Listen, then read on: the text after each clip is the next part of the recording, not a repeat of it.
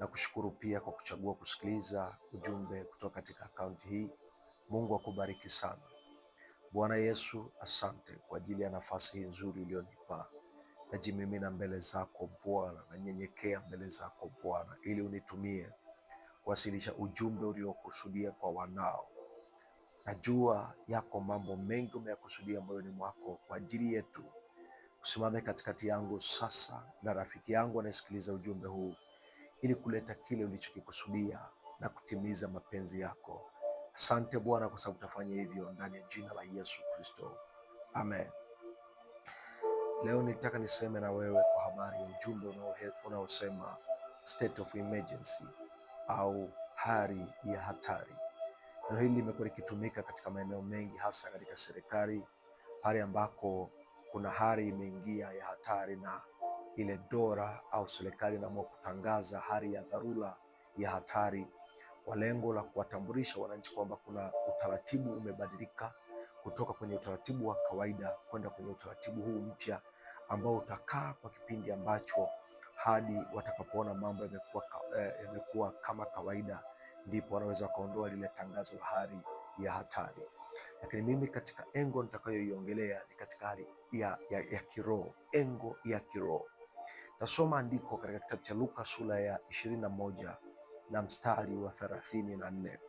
Biblia inasema hivi: basi jiangalieni mioyo yenu isije kalemewa na ulafi na ulevi na masumbufu ya maisha haya, siku ile kawajia ghafla kama mtego unasavyo. Alafu anasema kwa kuwa ndivyo itakavyowajilia watu wote wakao juu ya uso wa dunia nzima. Basi kesheni ninyi kila wakati mkiomba, ili mpate kuokoka katika haya yote yatakayotokea na kusimama mbele za mwana wa Adamu. Biblia inasema basi kesheni. Anatoa solution, anatoa suluhisho la kuto kukutwa katika mtego. Anatoa suluhisho la kuto kukutwa na hali ya dharura.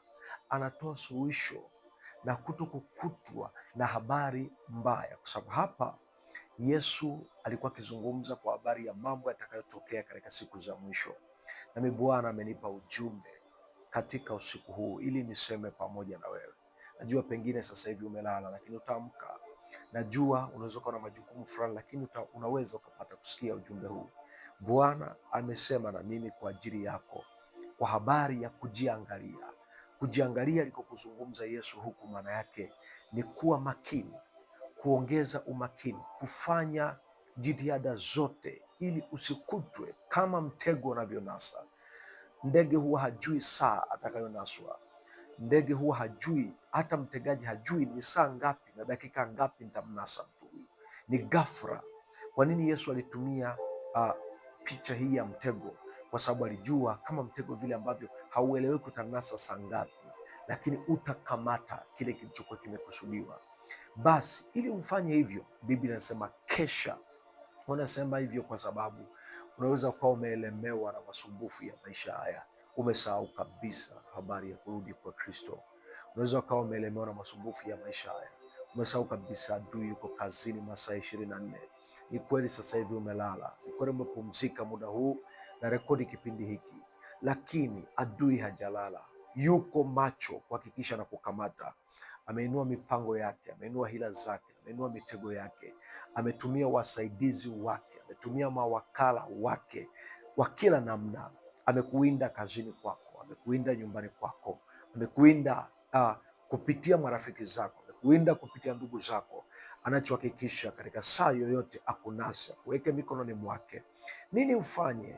Yesu Kristo amesema basi kesha, amka kesha, ili saa ile isikukute kama ndege, kama mtego unasavyo. Usikutwe ghafla. Kesha, omba, amka, amsha mambo yako ya zamani, mrejelee Mungu, kwa sababu utaendelea katika hali hiyo mpaka lini? Utaendelea katika dhambi mpaka lini?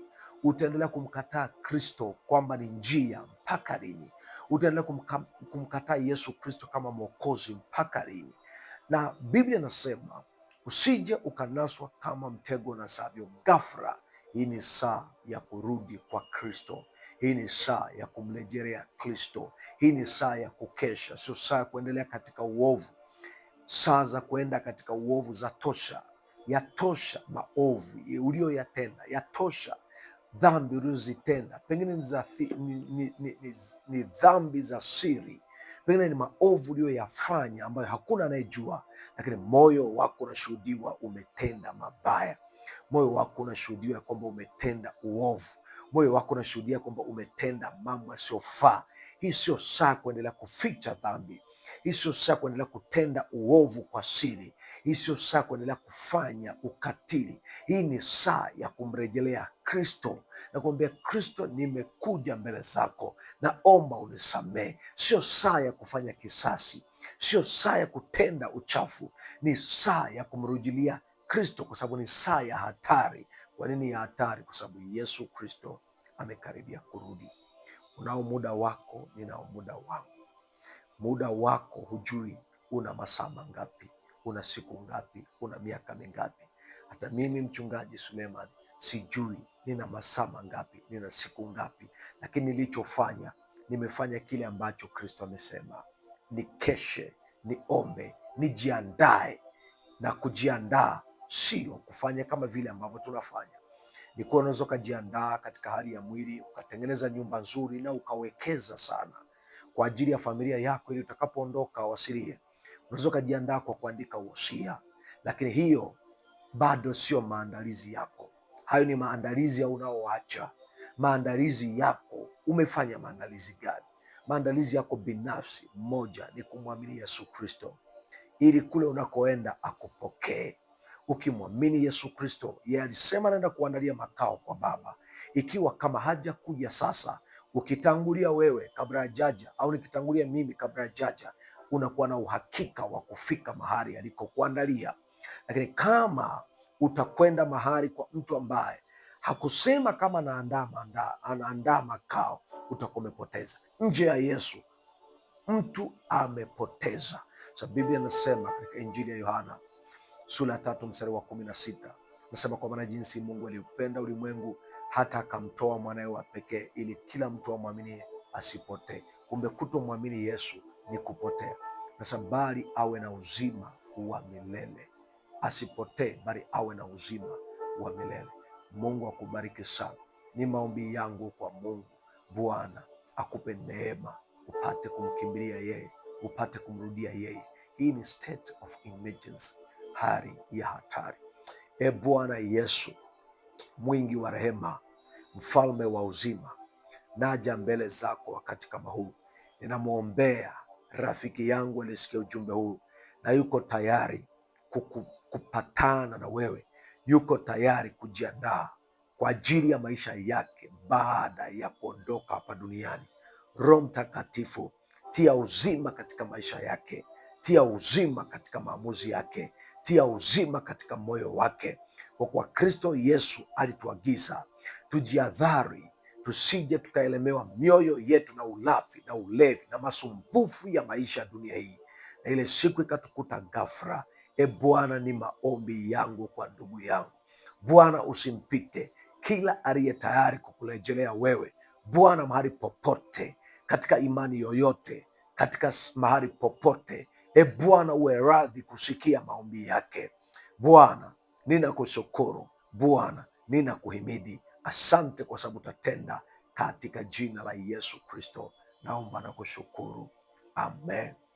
Bwana Yesu akubariki. Na baada ya maombi utakayoyaomba ya kuomba rehema kwa Mungu kupitia Yesu Kristo, usitende dhambi tena.